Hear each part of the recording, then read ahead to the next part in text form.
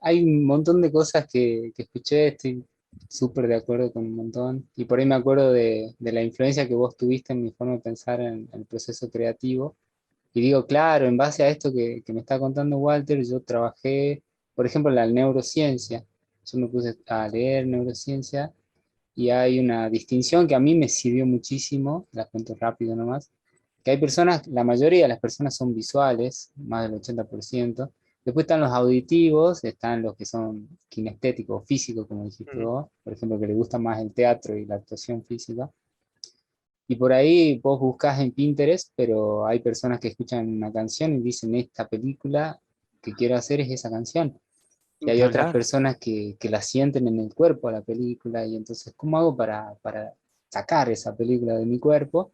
Entonces sería el camino, encontrar el ejercicio que corresponda a tu personalidad y a tu forma de pensar, que no es lo mismo. Y está buenísimo saber cuál sos. Por ejemplo, yo tengo un tipo de personalidad que necesito escribir varios guiones al mismo tiempo.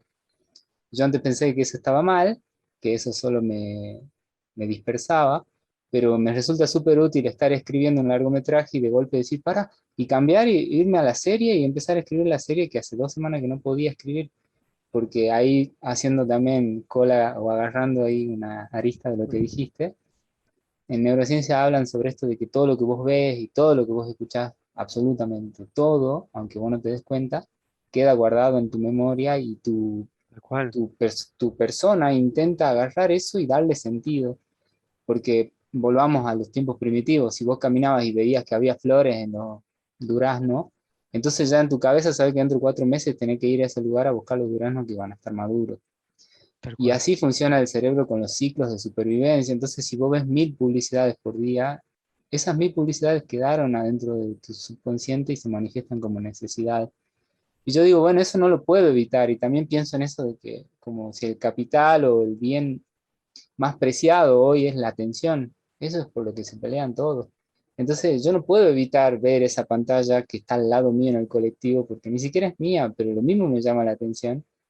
Y estoy viendo algo y después miro y hay una televisora en el colectivo que me está informando otra cosa y bajo y escucho una canción de un negocio y hay carteles luminosos y es inevitable para mi subconsciente absorber todo eso. Entonces yo digo, puedo cerrar Instagram, es más, no tengo Instagram ahora. Puedo cerrar Facebook, es más, no tengo Facebook, pero hay muchas cosas que no puedo evitar y que son parte del entorno, cómo las uso yo para poder escribir. Y fue hacerme cargo de eso, de la atención y de que todo lo que absorbo, si yo le presto atención como si fuera importante, aunque no lo sea, lo puedo hacer importante y lo puedo capitalizar como un guión. Entonces, esa película que está en el colectivo cuando viajo, más esa publicidad que estaba de los políticos, terminaron generando una idea que yo terminé haciéndolo en un capítulo de guión. Entonces, en ese Está sentido, es buenísimo. hacerte amigo del enemigo o de lo que más nos acecha, Y y a mí me sí, funciona así. y utilizar el mundo, ¿no? Por supuesto, digo, estamos en este mundo y me parece que el desafío de aprender a vivir en él sin perderse es un desafío que vale la pena, ¿no? Hace la vida más excitante también.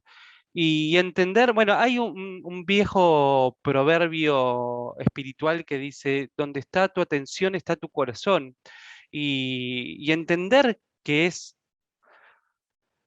tu recurso, ¿no? La creatividad, perdón, la atención, la percepción es tu recurso. Y es a la vez un músculo que puede ampliarse infinitamente si uno lo entrena, ¿no? Entonces, está bueno, está bueno. eh, por supuesto, uno no puede evitar, ¿no? Vivir en el mundo y que eso llegue. Y está bien que sea así también, porque digo, hay influencias de todo tipo, ¿no? Hay influencias muy positivas también, y hay influencias que por ahí, sí, eso que vos decías, te generan una necesidad que no tenías. Por ejemplo, no sé, de repente estoy acá y tengo una gana de comprarme un short rojo. ¿De dónde me vino esto? ¿Qué sé yo? Bueno, está, no es tan grave tampoco. Andá y comprate el short rojo, no hinches más. Pero también entender que uno activamente pueda alimentar su atención en una dirección que realmente decida. Entonces, equilibrar la balanza, ¿no? Tomarte un tiempo de lectura, tomarte un tiempo, por ejemplo, no sé, yo hago algo que hago mucho con los autores antes de empezar el encuentro, ¿no? Antes de que empecemos a hablar de la obra, antes de nada, hacemos un pequeño recogimiento, ¿no? Es decir, llevar atención al cuerpo, llevar atención a la emoción, llevar atención a cómo está la cabeza, abrir un espacio sagrado, porque en definitiva la creatividad nos conecta con eso, ¿no? Con lo más sagrado de nosotros mismos, ¿no? Digo, somos una especie que se ha definido por su racionalidad, que se ha definido por su racionalidad. Y yo creo que lo que más nos define es nuestra capacidad creativa, no jodamos, o sea, todo lo Claro. que está a nuestro alrededor fue un proceso creativo. Esta mesa, este tapiz, estos anteojos, estos auriculares, alguien los pensó, los diseñó, los bajó, los creó, pensó en los materiales, pensó en un montón de cosas, Esta ¿no? videollamada. Esta videollamada, digo, todo. ¿Sí? Entonces, entender que es una energía que está en nosotros. No es que hay personas que son creativas y personas que no lo son. Eso es uno de los prejuicios y de las mentiras más grandes que se puedan vender. Todos somos creativos. Este es un cuerpo creativo. El tema es cómo yo cultivo esa creatividad y cómo me permito expresarla, ¿no? Y por eso, y eso te lleva como a demoler un montón de mitos, ¿no? Decir esto, bueno, el artista, sí, loco, sos artista, te estás dedicando a esto, ahí va tu corazón, eso es lo que querés hacer, permitítelo, Ujú. permitítelo. Si vas a trabajar a Fivertel y no dudás tanto en decir, bueno, soy vendedor de Fivertel, porque si estás en un quehacer creativo te cuesta tanto decir, soy un artista? Sí, Sí. sos un artista y bendito seas que lo sos. Y no dejes que eso sea aplastado por nada y por nadie. Cultivalo, desarrollalo, generalo, militalo, vivilo, pero hacelo, ¿viste? Porque esos dones que te dan la vida, cuando uno no los utiliza, se te vuelven en contra, ¿viste? Mm. Entonces es importante desarrollar las cosas en las que uno siente que va por ahí. Es muy importante. Genial. Sí, sí, la verdad que el enseñar guión también tiene que ver con enseñar a repensar un poco. Ahora que Sí, lo dijiste vos, ya me cayó la ficha, que ya lo sabía, solo que... Y a uno mismo primero, porque si no, ¿qué puedes enseñar? No sé, para mí el espacio de enseñar me enseña más a mí que a los alumnos, creo. sí. Bueno, si querés aprender algo, enseñalo, ¿no? Hay un Sí. viejo dicho que dice eso y es verdad, y yo te digo que hago mucho uso de eso. O sea, yo enseño las cosas que a mí me interesa aprender. Mm. La verdad es que sí. Y por otro lado, la enseñanza, lo que tiene, a mí por lo menos lo que me dejó como posibilidad es un corrimiento del ego, ¿no? Me acuerdo las primeras clases eh, bueno, que me tocó dar, el nivel de nerviosismo que tenía. Me temblaba la voz, me temblaba, y había como se generaba en mí como una doble mirada, ¿no? Por un lado estaba diciendo lo que tenía que decir, pero por otro lado había un otro Walter que estaba observando y juzgando Ah, cómo este otro Walter decía eso. Y en un momento me encuentro con un colega y me dijo algo que fue para mí liberador, y me dijo, lo único que importa a un docente es que el otro se vaya con lo que tenga que ir para que pueda hacer lo suyo. Vos no importás nada. Lo único que importa es que el otro se lleve su recurso. Y eso de trasladar tu ego que está aquí y ponerlo allá, y que de repente sea un compromiso interior, que el otro logre un aprendizaje, que el otro encuentre no solo lo que vino a buscar, sino más de lo que vino a buscar, que encuentre cosas que lo liberan, es lo que convierte, bueno, no por algo es un oficio arquetípico, ¿no? Está siempre en todas las sociedades de todos los tiempos, estuvo quien transmite, ¿no? Mm, Y sobre todo esto que vos decís, ¿no? El año pasado me tocó trabajar en un documental sobre teatro comunitario con un grupo de aquí del barrio en el cual vivo, Villurquiza, que se llaman Los Villurqueros, un grupo hermoso y súper talentoso y comprometido socialmente y demás.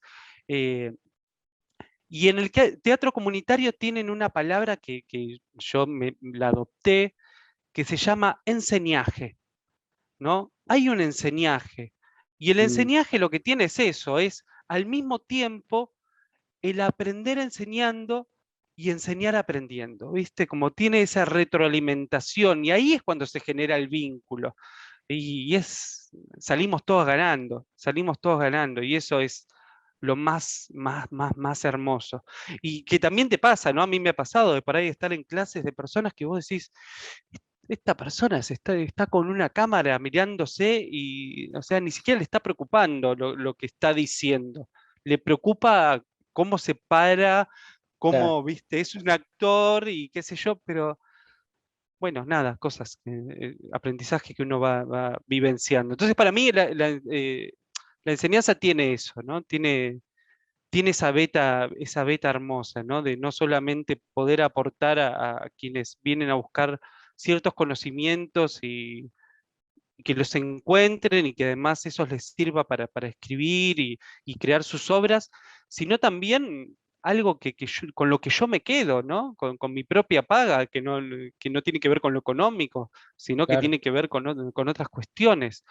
Me ha pasado miles de veces de estar repitiendo algo que repetí miles de veces y tratar de buscar de repetirlos desde otro lugar y que eso me destrabe a mí un proceso.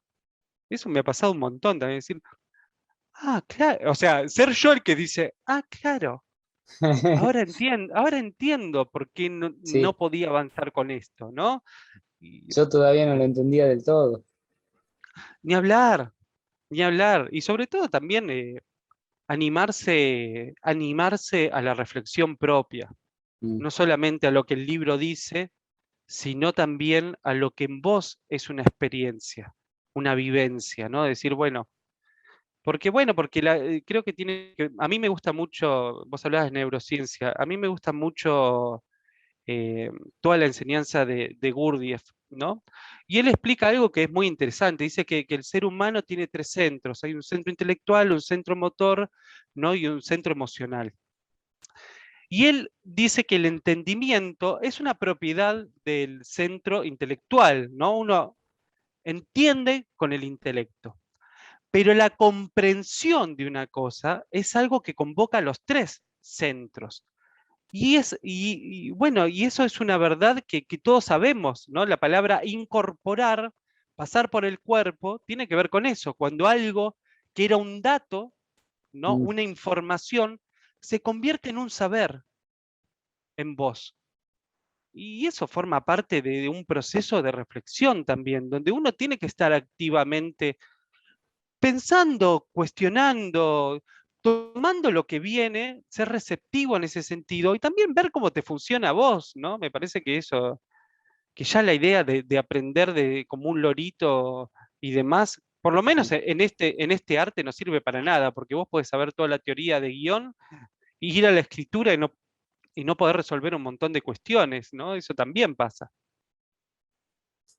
Recién cuando dijiste, hay dos cosas que me gustaría agarrar. Estoy básicamente agarrando cosas que vos decís.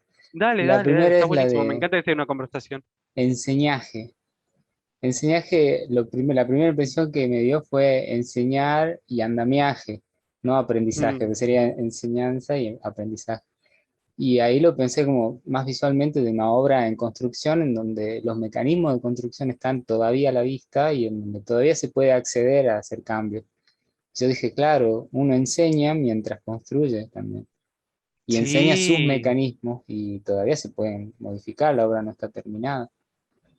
Y lo otro es el hecho de que quizás yo disfruto de contar historias en cualquier tipo oral o actuando o donde sea, porque mis abuelos y mis padres, mi familia en general, disfrutaban de contar historias en la sobremesa. Era el que mejor, la mejor anécdota tenía, era el que dominaba la sobremesa y podía estar una hora contando algo que ya había contado 3 navidades seguidas, pero está tan bien contado y es como la maestría del contar. Yo me di cuenta que eso lo disfruto porque es algo que trae en tradición mi familia, y no me quiero poner acá pesimista, pero es como que algo que tanto no se mantiene ahora y que se Sí, claro. transfirió al cine, como que ahora los que cuentan esas historias ya no son nuestros abuelos, sino está en el cine, y por ahí esas historias que se cuentan en el cine no son muy representativas de la cultura que la consume. Entonces está bueno analizar eso también, que nosotros como argentinos o como del norte de Argentina tenemos un punto de vista que hace falta, y que tenemos también una responsabilidad de reflexión y no de imitar, sino de elaborar todas las navidades tu relato hasta que puedas contar tu guión. Totalmente de acuerdo, totalmente de acuerdo. Y es verdad, digo, y me parece, vinculo todo lo que estás diciendo un poco con el origen de nuestro arte, ¿no? Que a veces es un poco lo que se olvida. Cómo nace la narración? Mira, ahora estoy leyendo un libro que se llama Sapiens, de animales a dioses. Ujú. Y el autor, del cual ahora no recuerdo el nombre, explica la importancia capital que tuvo la narración para nuestra especie. Porque es a través de la creación de mitos que se logra la colaboración colectiva también. Y eso fue lo que nos permitió sobrevivir, y sobre Claro. todo, nada, hoy somos la única especie de homínidos, pero en un momento eso no fue así. Estaban los neandertales, estaban los... Bueno, no me voy a poner tan cientificista porque no es mi terreno, ¿no? Y corro el riesgo de decir una burrada también, pero hay que entender, por ejemplo, el mito. No sé, por ejemplo, yo trabajo mucho con el camino del héroe, ¿no? Hay un patrón narrativo que creo que, que en su traducción para los guionistas y dramaturgos contemporáneos perdió mucho de su esencia, ¿no? De esta esencia Mm. que Joseph Campbell logró rescatar realmente. Cuando nosotros pensamos el mito, primero la palabra mito es una palabra que ha perdido su verdadero significado. Hoy hablamos del mito como de algo que es mentira, como que algo que es falso. El mito, en su origen, tenía como finalidad eh, conducir al ser humano en la vida, ¿no? Y de alguna manera, eso es lo que es la narración. Digo, por eso el camino del héroe está tan vinculado con los ritos de iniciación también, ¿no? Y la narración tiene esta impronta y tiene esta necesidad de transmitir un saber, de transmitir un saber, no solamente de, mira cómo te entretengo 2 horas y no te diste cuenta ni siquiera que pasaron. Eso, Mm. el entretenimiento es una cualidad de la buena narración, por supuesto, Claro. ¿sí? Eh, pero no es todo. Lo que es capital es el aprendizaje que viaja en este envoltorio de imágenes y de Mm. poesía y de exacerbaciones y demás, que además tienen el mismo lenguaje que el inconsciente, ¿no? Son imágenes exacerbadas que parecieran no tener ningún tipo de vínculo con la realidad, entre comillas, pero justamente por eso tener la capacidad de, como nada, expresar realidades psicológicas internas, ¿no? Y me parece que eso nos traslada al tema de la gran responsabilidad que todos tenemos al narrar. Por lo menos esto, es decir, dar algo al otro, que el otro se vaya transformado. O sea, no solamente que lograr una taquilla o, digo, Mm. por supuesto que todos buscamos eso, pero cuando estés escribiendo, que esté eso presente, es decir, va a haber un otro que lo va a recibir. ¿Qué se va a llevar de esta película? ¿Qué se va a llevar de esta serie? ¿De qué manera esto que yo le estoy contando puede servirle a su existencia?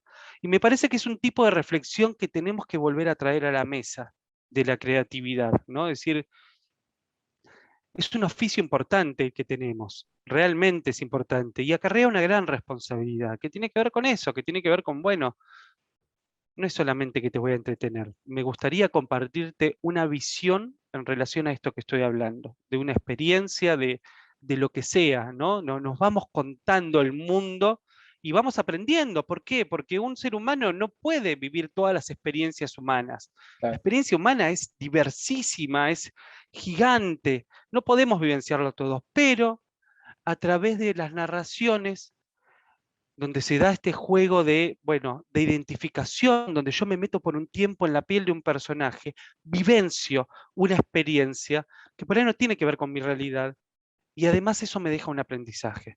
Digo, hay películas, y creo que seguramente vos las tenés y todos las tenemos, películas que te han cambiado la vida, claro. películas que han logrado un hito en tu línea del ser, ¿no? Decir, Mm, bueno, yo era esta persona hasta que vi esta película. Y no sé qué es, pero a partir de allí algo en mí se transformó, ¿no? Y me parece que ese tipo bueno, como decía Spinetta, ya no hay más amigos de lo eterno, ¿no? O sea, traer esta idea y esta realidad también, ¿no? Del nacimiento, de cómo nace la narración y qué es lo que busca, me parece que es algo que es importante rescatar. Y en el plano de lo familiar, eso se da mucho, o se daba mucho, ¿no? Esto de decir, escuchar a los abuelos en la sobremesa, ¿no? Escuchar las historias familiares. Otra rama que a mí me interesa mucho es todo el tema del transgeneracional, ¿no? Cómo el árbol genealógico influye en el quehacer de cada quien, ¿no? Y es verdad, digo, nosotros tenemos una mirada muy ahistórica de nuestra propia vida y de la vida en general. Y somos la herencia, hay atrás nuestro un bagaje rico del cual podemos beber y nutrirnos y dejar esa mirada peyorativa que a veces tenemos de descartar lo viejo, ¿no? Como decir, sí, ah, bueno, no, esto, ya no sirve. no. No, porque bueno, Gurdjieff dice algo también que está muy bueno, dice, hay una línea del saber y hay una línea del ser, y no siempre van de la mano, ¿no? Uno puede saber intelectualmente un montón de cosas y tener un bajo nivel del ser, Mm, ¿no? O puede ser una persona analfabeta y tener un alto nivel del ser, tener una reflexión honda de la vida, ¿no? Y cuando te liberas de los prejuicios en ese sentido, todo es ganancia, porque de repente cualquiera está ahí para contarte una historia que puede transmitir un conocimiento humano y tomarlo y poderlo llevar a cabo. Eso está, para mí, es de lo más lindo que tiene nuestro oficio.